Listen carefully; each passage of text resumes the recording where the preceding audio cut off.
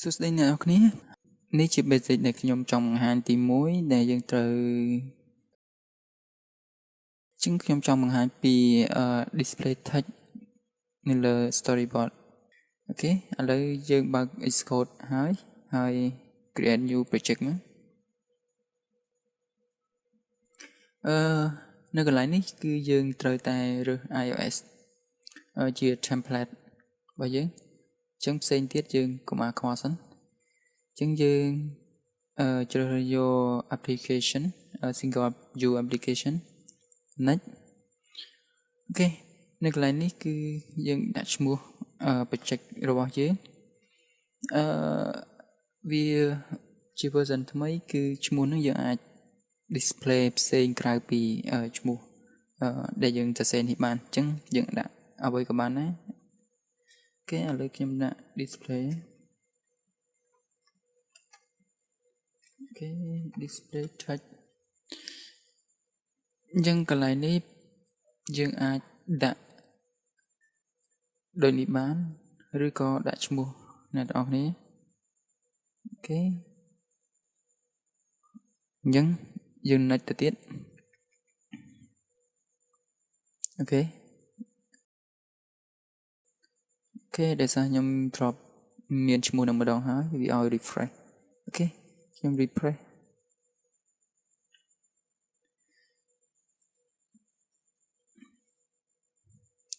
អូខេមុនហ្នឹងខ្ញុំបាននិយាយពី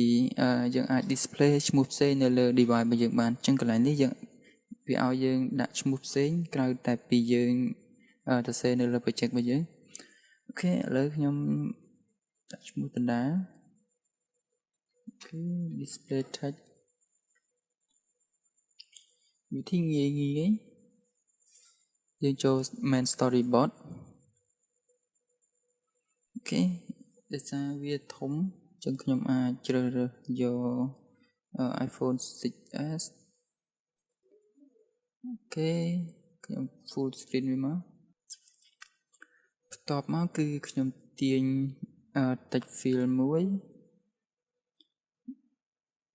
អូខេបន្ទាប់មកខ្ញុំទាញប៊ូតុងមួយបន្ទាប់មកខ្ញុំទាញ label មួយយើងអាចតម្រឹមវាឲ្យវាស្អាតជាងនេះបន្តិចតុង label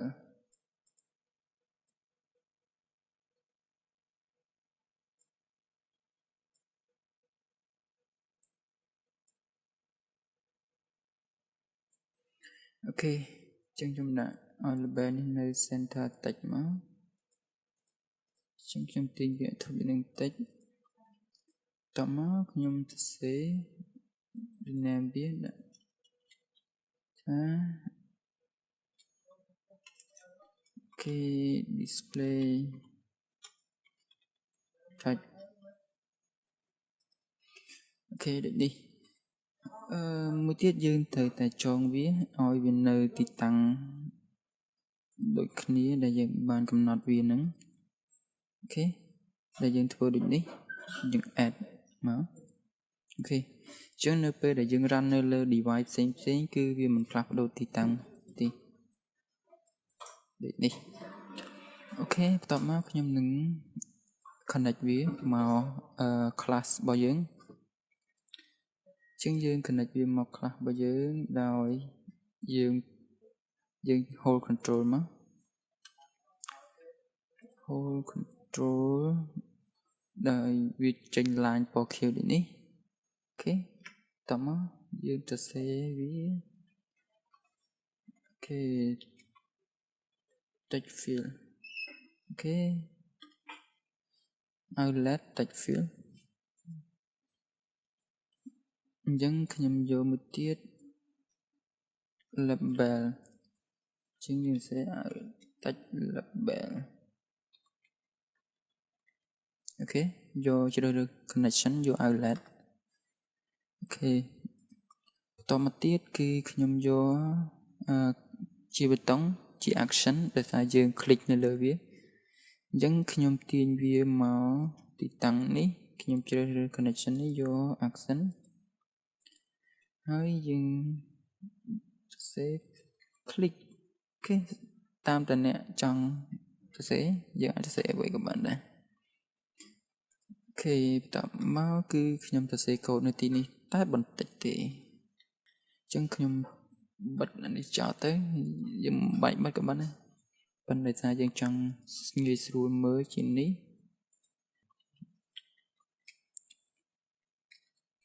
យើងសរសេរ text label dot text អូខេ dot clear ស្មើ text fill dot text អូខេកូដតែប៉ុណ្្នឹងទេយើងអាច run វាតេស្តមើលតើវាដំណើរការយ៉ាងណាដែរខ្ញុំ run វានៅលើ iPhone 7អូខេឥឡូវយើងតេស្តដំណើរការរបស់វា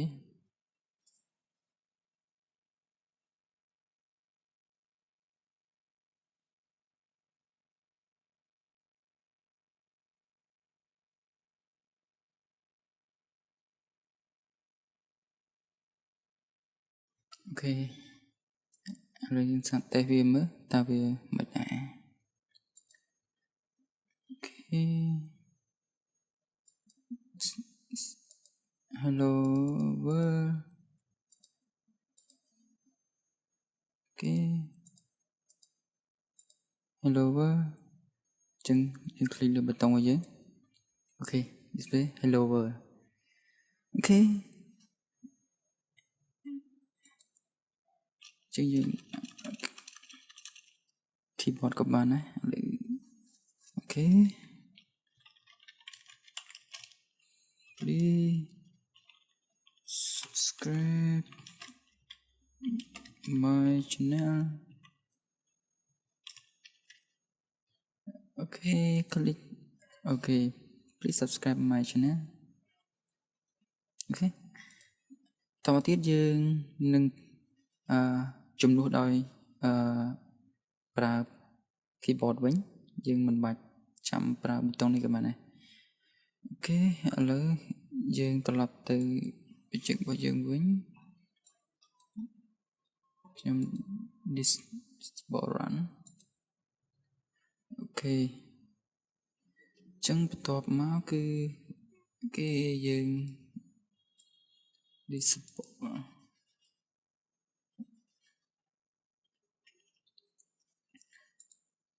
ខេ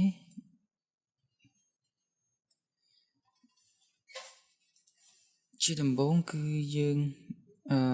change ពី default return key យើង change ទៅ done អូខេយើង change ទៅ done តមកយើង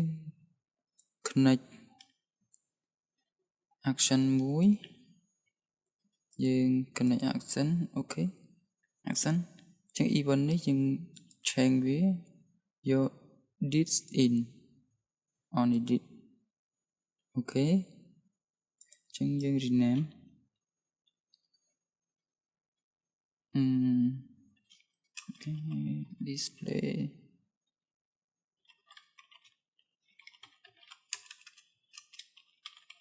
text អូខេ when click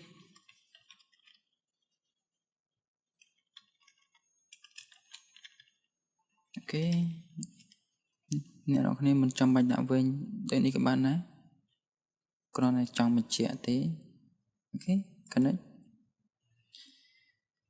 អូខេចឹងកន្លែងនេះគឺខ្ញុំបិទសិនអូខេចឹងយើងចូល view controller របស់យើងចឹងយើងសរសេរ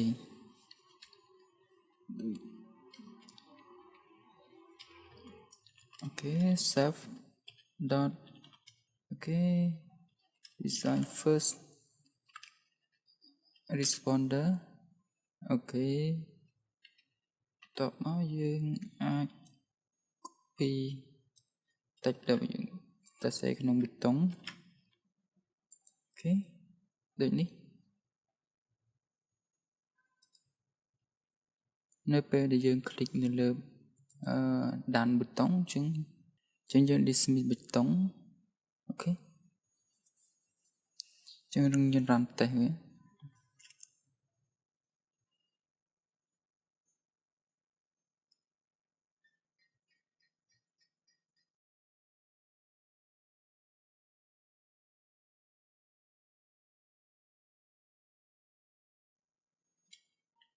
អូខេ hello again okay hello again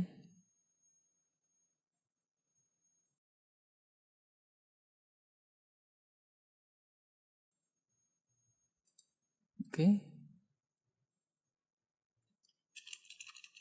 hello click okay hello